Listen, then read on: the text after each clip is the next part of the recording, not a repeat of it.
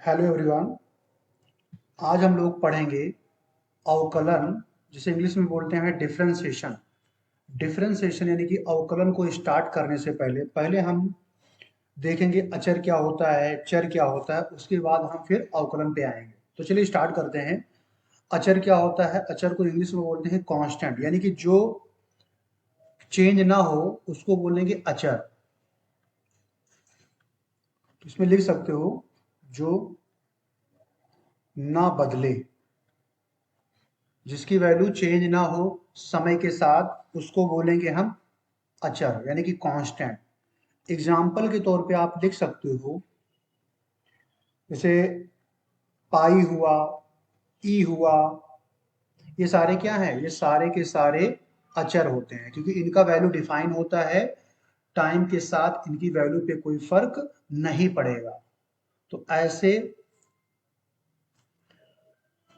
ऐसे फलन को हम क्या बोलेंगे? अचर बोलेंगे, जैसे कि पाई हुआ, ई हुआ। अब अगर हम बात करें, मान लीजिए चर आपको दिया है। चर मतलब होता है वेरिएबल। अब ये हो जाएगा उसका उल्टा। वो क्या हो रहा था? समय के साथ बदल नहीं रहा था, लेकिन ये क्या होगा? ये बदलेगा। जो बदले, जिसकी वैल्यू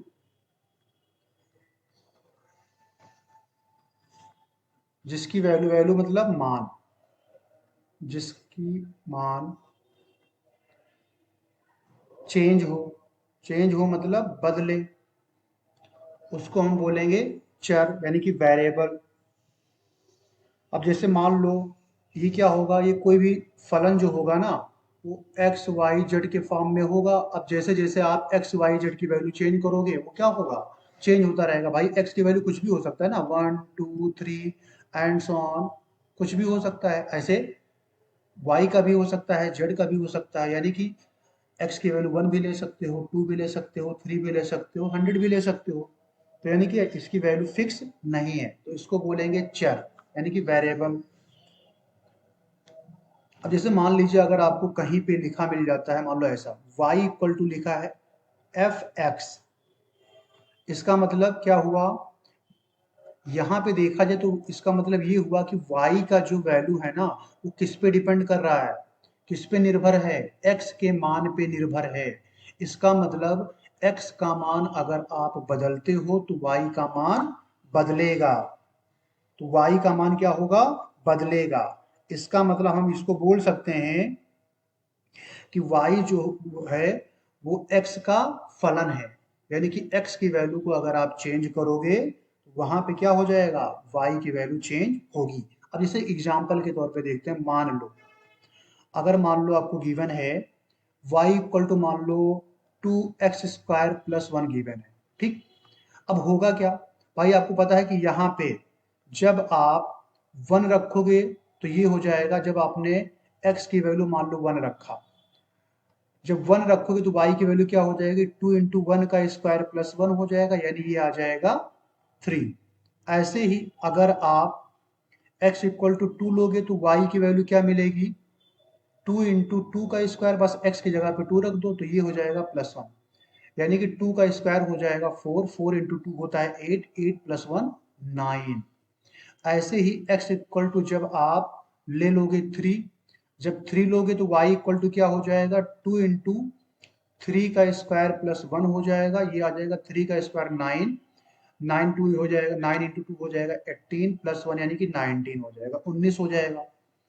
तो आप क्या देख रहे हो? ऐसे x की वैल्यू आप चेंज करते जाओगे और y की वैल्यू चेंज होती जाएगी। इसका मतलब क्या है? y जो है वो फलन है किसका? x का। यानी कि x का मान अगर आप बदलोगे तो y का मान यहाँ पे बदलेगा। इसका मतलब यहाँ पे क्या है? y जो है x का क्या है? x का फलन है। x का फलन है। फलन मतलब इंग्लिश में बोलते हैं फंक्शन। फंक्शन बोलते हैं, y is a function of x। I hope आपको क्लियर हो गया होगा कि y x का अगर फलन है तो x के मान पे डिपेंड करेगा। x का मान जैसे जैसे हम बदलेंगे y का मान बदलेगा। अब हम आते हैं मेन टॉपिक है, जो कि आज के लेक्चर का मेन टॉपिक क्या था? अवकलन। अवकलन क्या होगा? अवकलन का मतलब क्या होगा? अब हम अवकलन स्टार्ट करते हैं। अवकलन का मतलब होता है, जैसे मान लो फॉर एग्जांपल आपको कोई बड़ा बॉडी दिया है, ठीक। इसको क्या करना है, इसको आपको छोटे छोटे टुकड़े में डिवाइड करना है, छोटे छोटे टुकड़े में डिवाइड करना है। मान लो ये कोई बड़ा बॉडी था, अब बड़े बॉडी को जो छोटे पार्ट में डिवाइड करना है, तो यहाँ पे हम यूज करेंगे किसका, अवकलन का यूज करेंगे। अवकलन एक ऐसा कह सकते हो कि एक ऐसा मशीन होता है जो क्या करता है, बड़े फलन को छोटे छोटे फलन में क्या करता है, डिवाइड करता है। मान ले कि ये बहुत बड़ा फलन था, कोई बड़ा फंक्शन था, तो बड़े फलन को क्या करेगा, वो छोटे छोटे फलन में डिवाइड करेगा, तोड़ेगा। इसका मतलब अवकलन का काम होता है किसी भी चीज को तोड़ना, तोड़ने का काम होता है अवकलन को। और ये हो सकता है कुछ इस फॉर्म में, हो सकता है डी बाई डी एक्स हो सकता है डी बाई डी वाई हो, या हो सकता है डी अपान डी जेड के फॉर्म में हो, या हो सकता है डी अपान डी टी के फॉर्म में हो। ये सारे क्या हैं, ये सारे अवकलन के, कह सकते हो कि अवकलन का ये मशीन होता है जिसका काम होता है बड़े फलन को छोटे फलन में तोड़ना। इसको इंग्लिश में बोलते हैं operator, differentiation operator, differentiation operator. इसका काम होता है बड़े फलन को छोटे छोटे फलन में तोड़ना। अब ये कैसे अप्लाई करेंगे, इसको हम देखते हैं। भाई हमने क्या बताया अवकलन में, कि अगर आपको कोई बहुत बड़ा फलन यानी कि बहुत बड़ा बॉडी दिया है, उसको छोटे छोटे पार्ट में डिवाइड करना है, तो उसके लिए क्या करना पड़ेगा, आप उसका अवकलन करोगे। अवकलन का काम होता है किसी भी चीज को तोड़ना, यानी कि छोटे छोटे पार्ट में डिवाइड करना। और उसके लिए जो हम मशीन यूज करेंगे, यानी ऑपरेटर जो यूज करेंगे, वो या तो डी बाई डी एक्स के फॉर्म में होगा, या डी बाई डी वाई के फॉर्म में होगा, या डी बाई डी जेड के फॉर्म में होगा, या डी बाई डी टी के फॉर्म में होगा। अब इसके लिए कुछ बेसिक फार्मूले मैं आपको आगे बताऊंगा, उसको डायरेक्ट आपको अप्लाई करना है। अब जैसे मान लो आपको गिवन है, मान लो सी कोई कांस्टेंट है, कांस्टेंट का मतलब होता है नियतांक। मान लो सी कोई नियतांक है, यानी नियतांक का मतलब क्या हुआ कि इसकी वैल्यू क्या है, चेंज नहीं हो रही है समय के साथ। तो अगर कोई भी वैल्यू गिवन है जो समय के साथ चेंज ना हो, जैसे 2 है, 4 है, 5 है, क्या है, कांस्टेंट होता है। तो जब इसका आप अवकलन करोगे, यानी डी बाई डी एक्स जब करोगे किसी भी नियतांक का, तो उसका आंसर आएगा 0। यानी नियतांक कांस्टेंट अगर कोई है तो उसका डिफरेंशिएशन क्या होगा, उसका अवकलन होगा 0। अब अगर मान लो अवकलन आप करते हो किसका, x के पावर n का। मान लो x के पावर n के फॉर्म में कोई फलन दिया है, उसका अगर आप डिफरेंशिएशन करते हो, तो जो पावर में रहेगा वो आगे आ जाएगा और पावर में हो जाएगा एक कम। ये सारे आपको याद रखना है। नियतांक का हो गया 0, और x के पावर n अगर है तो पावर में जो होगा वो आगे आ जाएगा और पावर में हो जाएगा एक कम। ऐसे ही अगर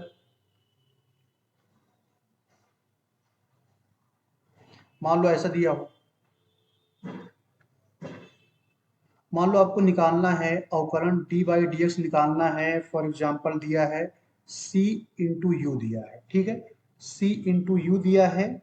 अब यहाँ पे c क्या है, c एक नियतांक है, यानी कि जिसका मान क्या है, कांस्टेंट है, बदल नहीं रहा है, एक नियतांक है। और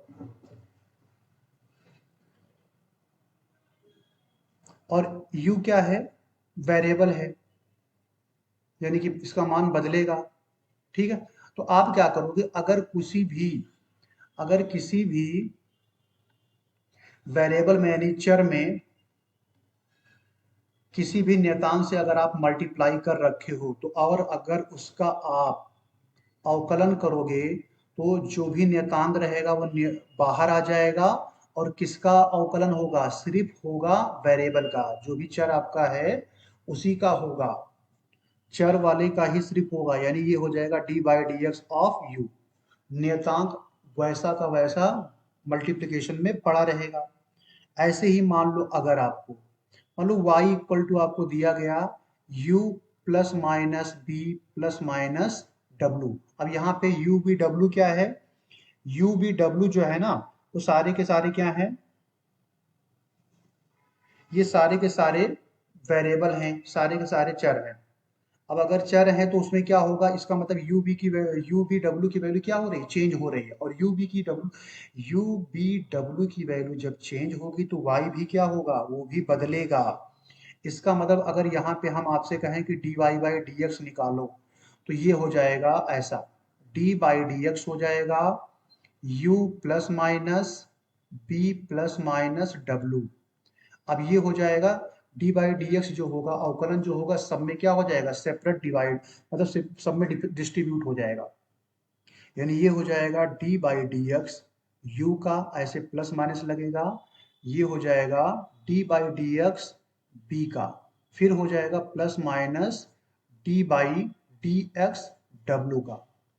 यानी कि अगर एडिशन या सब्ट्रैक्शन में कोई वैल्यू लिखा है तो सेपरेट सबका डिफरेंशिएशन आप कुछ इस तरीके से कर सकते हो। अगर मान लीजिए कोई भी फलन इस फॉर्म में दिया है, मान लो y इक्वल टू दिया है u b के फॉर्म में, यानी कि y का जो मान है वो u पे भी डिपेंड कर रहा है और b पे डिपेंड कर रहा है। यहाँ पे u और b दोनों क्या है, दोनों चर है, यानी कि दोनों की वैल्यू समय के साथ बदल सकती है, नियतांक नहीं है। तो अगर u और b दोनों के दोनों पे डिपेंडेंट हो रहा है y, और यहाँ पे आपको निकालना हो मान लो dy बाई dx निकालना हो, तो आप क्या करोगे, इस एक को फर्स्ट मानोगे, एक को सेकंड, ठीक है। तो पहले वाले को छोड़कर दूसरे वाले का पहले अवकलन करोगे, फिर दूसरे वाले को छोड़कर पहले वाले का अवकलन करोगे। ये तरीका अप्लाई करोगे अगर आपको कहीं पे भी कुछ इस फॉर्म में फंक्शन दिख जाए फलन तो, यानी y अगर u और b दोनों पे डिपेंड कर रहा है तो। अब इसमें और इसमें डिफरेंस है, क्योंकि वहां पे c क्या था, यहाँ पे जो c था ना वो नियतांक था, लेकिन यहाँ पे u और b दोनों के दोनों क्या है, नियतांक नहीं है। u और b का मान दोनों का मान बदल सकता है। ऐसे ही अगर मान लीजिए अगर कहीं पे भी लिखा है y equal to U by B, और u और b दोनों यहाँ पे भी क्या है, दोनों वेरिएबल है, यानी कि y की वैल्यू जो है वो u और b दोनों पे डिपेंड कर रही है, दोनों पे निर्भर है। तो उस केस में आप क्या करोगे, जब इसका आप डिफरेंशिएशन करोगे d Y by D x जब करोगे तो ये हो जाएगा D by D x of u by b हो जाएगा, ठीक है। अब क्या करोगे, इसमें नीचे वाले को छोड़कर पहले ऊपर वाले का क्या करोगे, डिफरेंशिएशन करोगे, फिर माइनस लगाओगे, ऊपर वाले को छोड़कर नीचे वाले का डिफरेंशिएशन मतलब अवकलन करोगे, फिर नीचे क्या कर दोगे, नीचे जो आपका आया था ना बी का हो जाएगा स्क्वायर, यानी u बाई बी के फॉर्म में है तो पहले नीचे वाले को छोड़कर ऊपर वाले का डिफरेंशिएशन करोगे, फिर माइनस लगाओगे, इनटू में ऊपर वाला, और फिर इनटू में हो जाएगा नीचे वाले का डिफरेंशिएशन। तो ये हो जाएगा अगर आपको न्यूमरेटर और डिनोमिनेटर यानी कि अंश और हर के फॉर्म में दिया हो तो हम इस तरीके से करेंगे। आई होप आपको समझ में आ गया होगा। अब इन्हीं सारे फार्मूलेस पे बेस हम कुछ क्वेश्चन आगे करने वाले हैं, तो ये चीजें आपको बेसिक चीजें आपको याद होनी चाहिए। इसी पर कुछ क्वेश्चन हम आगे प्रैक्टिस करने वाले हैं, तो चलिए स्टार्ट करते हैं। अगर मान लीजिए आपको दिया है कोई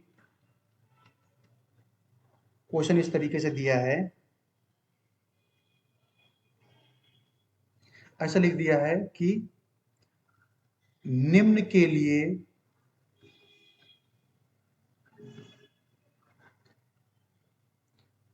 D Y by D x ज्ञात करो, निम्न के लिए d Y by D x ज्ञात करो। आपको दे रखा है पहला y इक्वल टू एक्स के पावर 1/2 दे रखा है, इसका निकालना है। तो चलिए स्टार्ट करते हैं। भाई d Y by D x निकालना है, तो d Y by D x equal to क्या हो जाएगा, अच्छा d Y by D x को ये भी लिख सकते हो वाई डैश। वाई डैश का मतलब होता है कि वाई का हमने एक बार क्या किया है, अवकलन किया है, तो y dash equal to d Y by D x हम लिख सकते हैं। तो अगर ऐसा लिखा मिलेगा तो आपको डरने की बात नहीं है, इसका मतलब भी होता है d Y by D x. अब यहाँ पे हमने आपको एक फार्मूला बताया था अभी कि अगर कहीं पे डी बाई डी एक्स निकाल रहे हो एक्स के पावर n का, तो पावर में जो रहेगा वो आगे आ जाएगा और पावर में एक हो जाएगा कम। ठीक है, अब यहाँ पे क्या करो, यही यहाँ पे अप्लाई करो, तो ये हो जाएगा D by D x, y की जगह पे हो जाएगा एक्स के पावर 1/2। तो पावर में जो है वो आगे आ जाएगा और पावर में हो जाएगा एक कम, तो ये हो जाएगा -1। तो ये हो जाएगा 1/2 एक्स के पावर 1 में से 1/2 घटेगा तो कितना बचेगा, -1/2। यानी इसको आप ऐसा लिख सकते हो 1/2√x। तो ये हो जाएगा आपका फाइनल आंसर, ये उत्तर हो जाएगा आपका। ऐसे ही अगर मान लीजिए आपको दे दिया जाए ऐसा कुछ, मान लो गिवन है y इक्वल टू एक्स के पावर 5 प्लस एक्स के पावर 4 प्लस एक्स क्यूब, ऐसा दिया है। अब इसमें भी क्या करना है आपको, y डैश निकालना, y डैश का मतलब dy बाई डी एक्स निकालना है। तो क्या करोगे, सेम तरीका अप्लाई करो। भाई यहाँ पे क्या करोगे, y डैश इक्वल टू हो जाएगा dy बाई डी एक्स। अब ये आप ऐसा लिखोगे d by D x, y की वैल्यू क्या है, एक्स के पावर 5 प्लस एक्स के पावर 4 प्लस एक्स के पावर 3 हो जाएगा। अब हमने क्या बताया था कि डी बाई डी एक्स जो होगा वो अगर कहीं एडिशन या सब्ट्रैक्शन में लिखा है तो सब में डिस्ट्रीब्यूट हो जाएगा, यानी ये हो जाएगा D by D x x के पावर 5 हो जाएगा plus D by D x x के पावर 4 हो जाएगा plus D by D x x के पावर 3 हो जाएगा। अब यही वाला फंडा यहाँ पे लगेगा, ये वाला जो फार्मूला है ये बहुत इंपॉर्टेंट फार्मूला है, आप लोग को याद रखना है कि अगर पावर में होगा वो आगे आ जाएगा, तो यही फंडा हम यहाँ पे लगाएंगे। तो एक्स के पावर 5 है तो 5 आगे आ जाएगा, पावर में हो जाएगा एक कम, तो 5 में से एक कम होगा तो कितना बचेगा, 4। फिर सेकंड वाले देखते हैं, एक्स के पावर 4 है तो 4 आगे आ जाएगा, पावर में हो जाएगा एक कम, 4 में से एक घटेगा तो बचेगा 3। पावर में 3 है तो 3 आगे आ जाएगा, पावर में एक कम हो जाएगा, तो 3 - 1 हो जाएगा 2। यानी ये हो जाएगा आपका फाइनल आंसर।